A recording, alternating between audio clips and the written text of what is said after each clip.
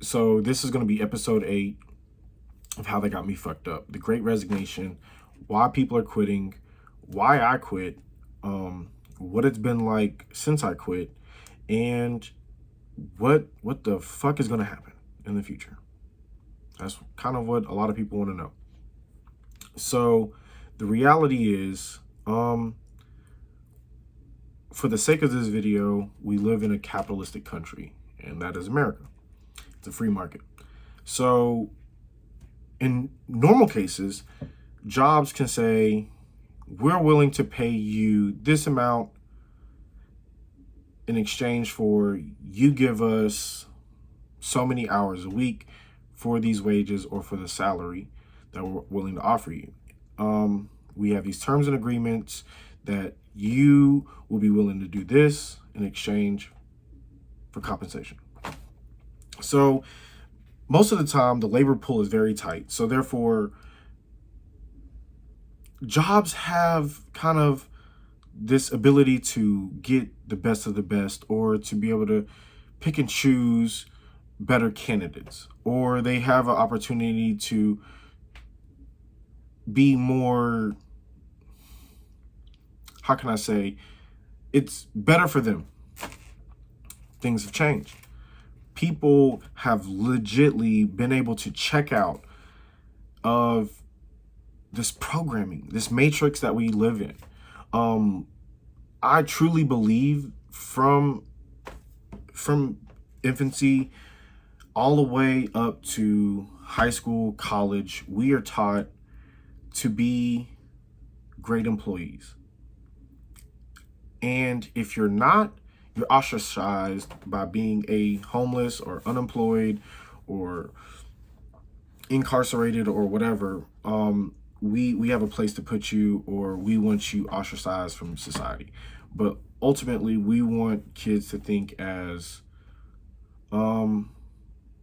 subservient beings that usually can be dictated and guided to think as an employee and to operate as an employee, and to be rewarded as an employee. So we are no longer, I do not believe that we are any longer really teaching people to aspire to be entrepreneurs and to create. And so now we're in a position where people had to go home for a year, or they lost their job, or they realized that they were expendable last year due to COVID, or they realized that they were somewhat essential, and there really wasn't any benefit to being essential. Whether it was like now, currently, the labor pool is so vast right now that they need people to work, that they're willing to offer a sign-on bonus to somebody to sign up and get a job, instead of someone who's been on a job, who's been, stocking shelves, or making food at fast food restaurants, or making sure that the convenience store is open during this pandemic. And so people are starting to wake up, or people are starting to work home, and now these jobs are like, hey, come back to the office, come get Corona, or come and deal with us and our bullshit. Even though that productivity has not gotten worse, or it's actually gotten better from people being able to work at home, and people to have more of this freedom with Zoom calls, and being able to be around with their family more, and being able to save money from gas, and maybe not going out to eat, or worrying about lunch, and appeasing clients and entertainment and business meetings, and they get to spend more time because now they're not having to fly to Japan, and they're not having to fly to China or wherever for these business travel expenditures and different things like that. So people are like, you know what? Fuck this job. Fuck the supervisor. Fuck these grimy ass coworkers who are always starting some stuff, who are always being nosy, or who are always trying to get me fired. Same thing with these supervisors who are always demanding more, or trying to put more responsibility on someone without giving more pay, or taking away from family and just hobbies, or people have other things. They have a life outside of work, and a lot of people want to focus on that. And this pandemic allowed them to be able to experience that. And so now people are like, you know what, fuck them. Dave Chappelle said it the best way. Fuck them. That's why. And the reality is, a lot of people are thinking like that. And will the future have that? Well, so what I truly believe is a lot of people are home. A lot of women or stay-at-home fathers, or not stay at home, but a lot of parents who would normally be at work, they're forced to be home, whether because the schools are having mask and vaccine complications, and they're having their home, they're doing school from home, or they're having hybrid classes and stuff like that. And there's there's great grandparents and grandparents that a lot of these parents have to take care of. Somebody's maybe had to move in because of COVID or whatever. And so that's going to hinder a lot of the labor pool, because the reality is many of them are women, and they do make up a large of the labor pool of the American economic system.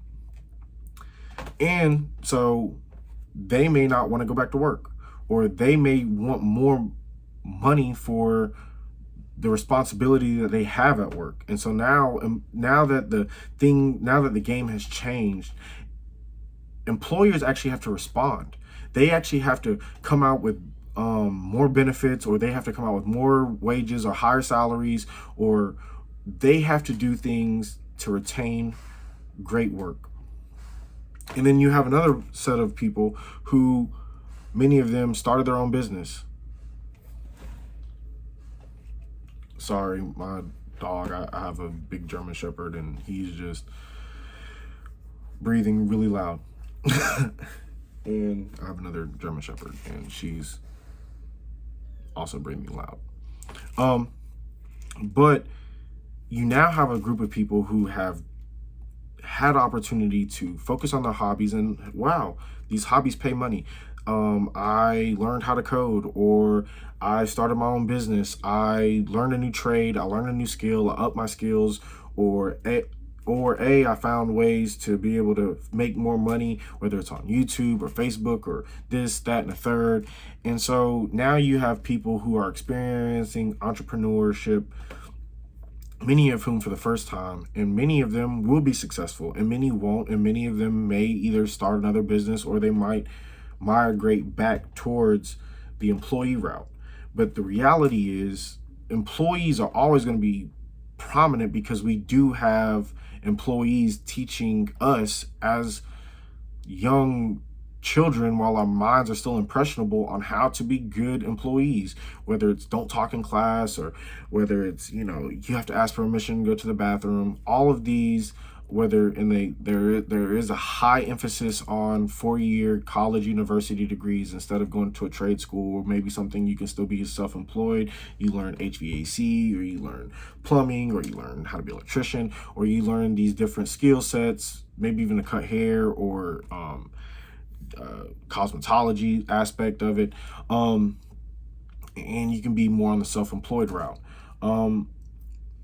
So I do believe, like, in the future, we're definitely going to have more emphasis on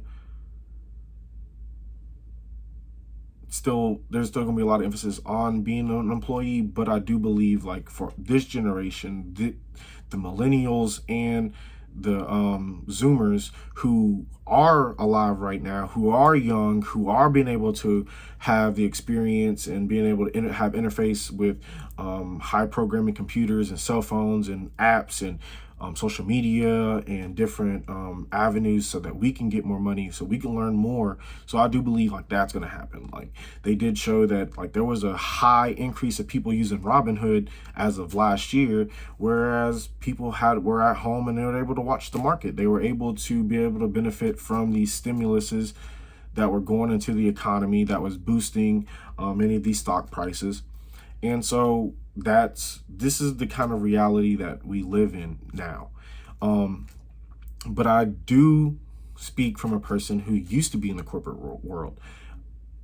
I do have a 4-year degree. I did go to HBCU, get a degree from Winston-Salem State in social work, and right now I would currently only be making $30,000 to $40,000 a year, give or take, as just an employee, as somebody who'd be working at a regular agency, or I'd be working at a nonprofit, or I'd be working at somewhere for someone else, whether it be for the state or whatever.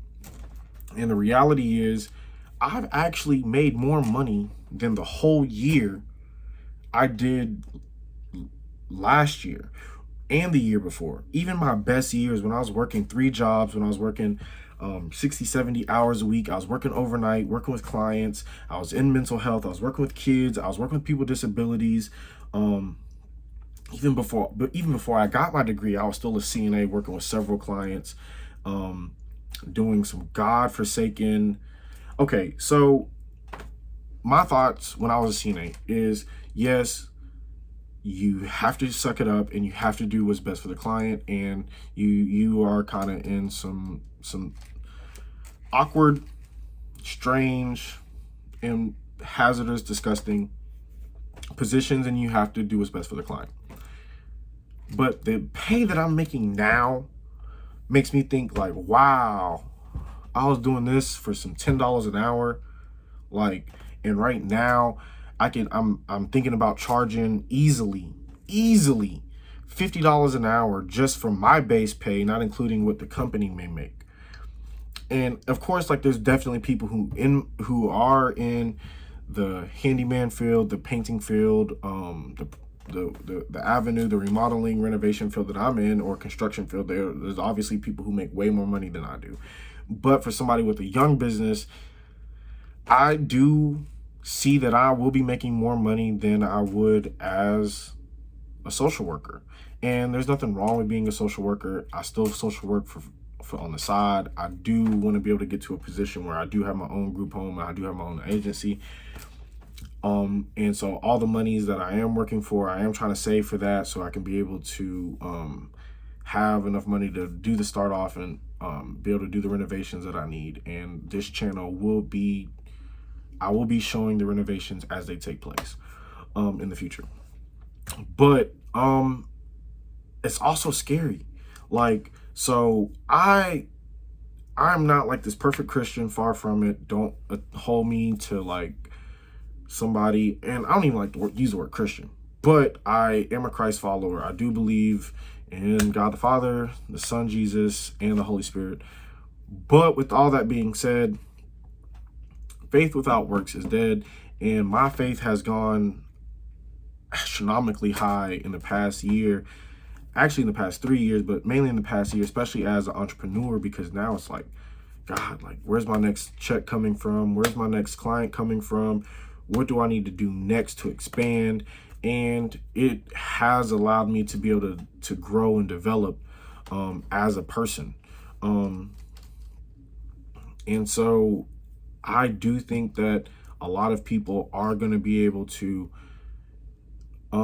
experience many, if not a lot, of what I've experienced over the past year, and the ability to be able to wake up, go to the gym, go to the Y, go swim for an hour or two, come back, make coffee, let the dogs out, to be able to plot and strategize, do what I got to do, be able to take off work, to be able to go and be part of the DA judge campaign removal that I'm doing out of Cabarrus County, to be able to go on the vacations that I've been wanting to go to. Like, I was able to go to Cali. I was able to go to Vegas earlier this year for a while. I'm thinking about taking this trip to Cuba. So if I do go, I have just recently ordered a GoPro. So therefore, I'll be able to document and vlog what I got going on. But at the same time, if y'all are still watching around that time, I can be able to look at the trip. But I do believe that many people are experiencing the same freedom that I'm experiencing, and I am seeing that with many of the same videos. Or if people are just like, you know what, bump it, I'm doing my own thing now. And I do believe like this Great Resignation is going to be great for our generation, especially for us millennials, because we are the ones, we've experienced several recessions, whether it was from the .com, whether it was from the Great Recession of '08, and the one from, COVID. So we have been penalized, brutalized. Our wages have definitely been stagnant. It's nothing compared to many of the boomers or the older generations compared to us. So this has really been our time to shine. And I do think that if you do decide to become an employee, that you should ask for more wages, that you should negotiate properly with your employer, that I do believe that you should ask for certain benefits, and that you should be able to unionize with your fellow employees to ask for better things. So every situation is different. Like, I don't know, I stay in North Carolina, which is a right to fire state. So you can pretty much take an L at any given time. So it might not be as beneficial as somebody who lives up north in a union state, or who is a state that's pro-union.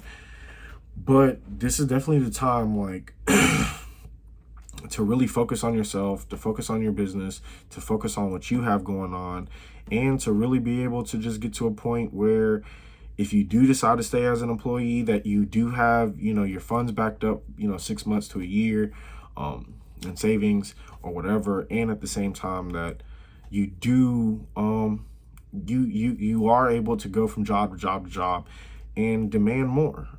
This is that time where we need to be demanding what we're worth. So know your worth, ultimately. Always grow your skill set. Always do its best for you. But we got to stop letting them, because they got us fucked up. And this is episode 8. And like, share, subscribe if you like the video. Comment below if you have anything positive or negative to say. And if I have opportunity to get back to it, I will.